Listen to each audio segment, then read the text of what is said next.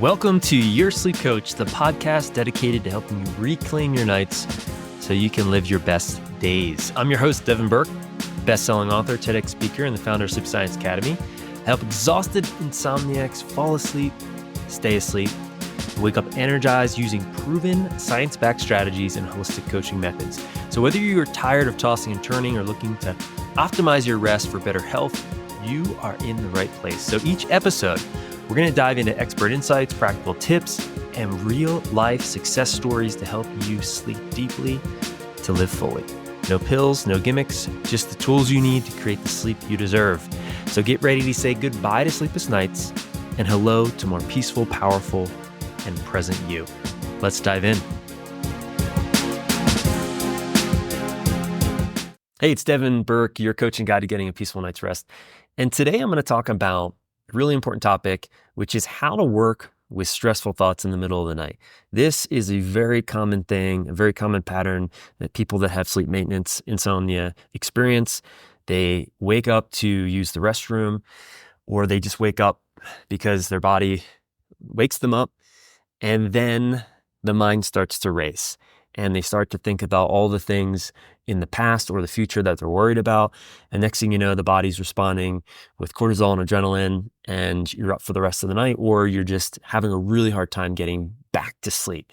So today I'm going to give you, literally there's going to be 5 steps plus a bonus step at the end that are just really clear, super helpful for people that have this pattern being presented in their sleep. So first and foremost, really important, when this happens, or if this happens, you want to get out of bed. This is so critical. A lot of people make the big mistake of lying in bed, allowing their mind to race, think about all the things they're worried about or not happy about. That's all the things that are going on that they want to change. And they lie there in bed and let this happen. And what we're doing is we're anchoring the bed with this pattern. So if after about 20 minutes, sleep isn't happening, take yourself out of the bedroom, go to a place, and then implement these 5 steps, which I'm about to share with you. Really critical. You don't want to lie in bed and sort of fight your mind or battle your mind or try to turn off your mind. Not helpful. It will not, it will keep this pattern alive. And so highly recommend that you first and foremost get out of bed and then do these practices. So the first step here is really to identify the thoughts and the stories that are running in your mind. So it's really helpful to write them down on a piece of paper. And the reason why it's so helpful to write them on a piece of paper is that our minds are a lot quicker than our hands. And it's helpful just to kind of see the stories and the thoughts on a blank piece of paper versus kind of trying to figure it out in our head. So you just want to write down, okay, I'm thinking about this presentation at work, or I'm thinking about this relationship, or I'm worried about this specific person. Whatever it is, be as specific as possible and write it down. That's step 1. Write it down or identify very clearly what the thoughts and stories are that are creating the sensations in your body that we call stress, anxiety, fear, doubt, and worry. And that leads me right to the next step. So the next step is to connect to the raw sensations these thoughts and stories create in your body. So for some of you, they might present a racing heart, or a tightness in the chest, or maybe a tightness in the face, or it could be, feeling hot, feeling cold. It could be, tightness in your throat. Everyone kind of experiences stress, anxiety, fear, doubt, and worry in their body in different ways. So just start to notice, what do these thoughts and these stories, when you believe them to be true, or you're kind of, they're running in your mind, now you're aware of them, what kind of sensations are you feeling in your body? Really important to identify what your body's trying to communicate to you through the raw physical sensations in the body. So this can be helpful to write it down. I'm experiencing tightness in my chest. I'm experiencing, my heart is racing. I'm experiencing tightness in my throat, or I'm feeling cold, or I'm feeling hot. Really, I try to identify what is the raw sensation that these thoughts and stories create in your body. That's step 2, okay? Step 3 is to then start to ask yourself, is this thought or story absolutely true? In other words, do I know with absolute certainty that XYZ is true? Do I know with absolute certainty that tomorrow is going to be a terrible day because I'm not going to be able to get back to sleep, that I'm going to lose my job, I'm going to lose the account, I'm going to lose my relationship, whatever it is that's creating the raw sensations in your body? Really be honest and ask yourself with absolute certainty, do I know this to be true? And if you're really honest, most of the time, almost like 99.9% of the time, it's no. We don't really know the truth. We know half truths, or we project our past into our future and think that we know the truth or we know what's going to happen, but we really don't know. This does take some honesty when we ask this question, and you want to ask it for yourself. And sometimes things feel really true. We have a lot of evidence to support our perspective. But it's really empowering and really freeing to ask this question. This question comes from the work of a woman named Byron Katie, who wrote an amazing book, Loving What Is. Definitely check out her work. She has a couple more steps in inquiry into how to really connect to the present and identify what is true and what's not. But just asking this one question can be very, very supportive to create a sense of safety in the body. And so ask that question. Identify what comes up for you as true or not true. And then you move on to the next question, which is what's not in my control about this situation, this person.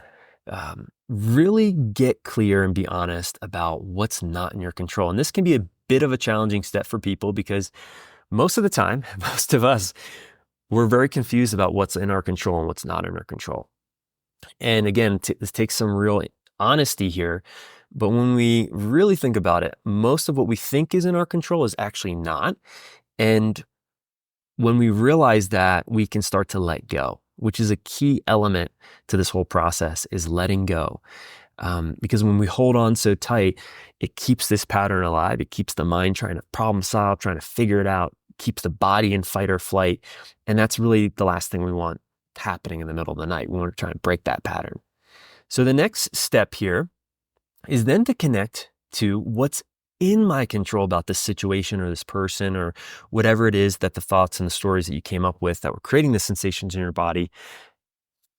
You want to ask really deeply, what's in my control?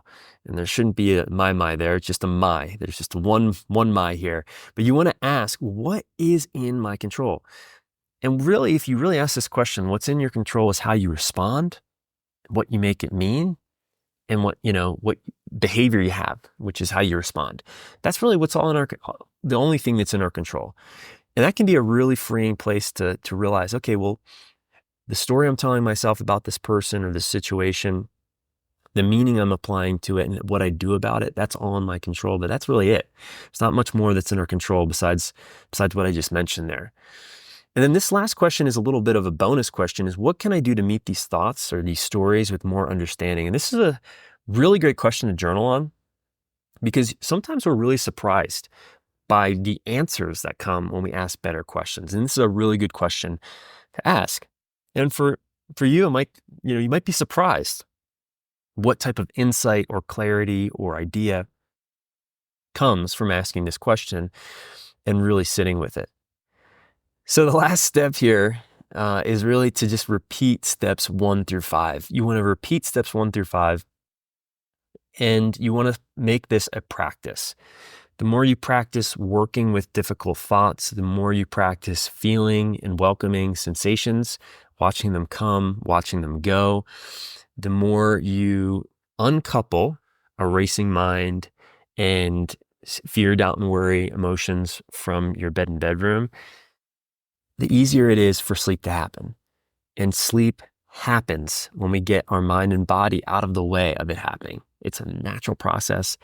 And so I hope these steps are helpful for you. Give them a try. Let me know in the comments below how it goes. Again, this is a practice. We're not doing this so that we can get back to sleep. That would be a form of trying to control. We're just doing it because it helps us create more understanding. And with more understanding, we have more choice. So share this video with someone who needs to hear it. Apply these steps. And then again, let me know in the comments how it goes for you, and I'll see you in the next video. Now, if you're ready to take the next step towards better sleep and want expert guidance, my team and I are here to help. You can book a free sleep consultation To learn more about how our proven approach can work for you, all you need to do is visit sleepscienceacademy.com to get started. And if you're passionate about sleep health and you want to help others overcome their insomnia, you can also check out our sleep coach certification program, where you'll gain all the tools and the training you need to guide clients to better sleep and transform their lives. So whether you're looking to reclaim your nights or make an impact as a sleep coach, it starts with one step. That's visit sleepscienceacademy.com to learn more. Thanks again for tuning in, and don't forget to subscribe, share, and leave a review if you found this episode helpful. Sweet dreams, and I'll see you in the next one.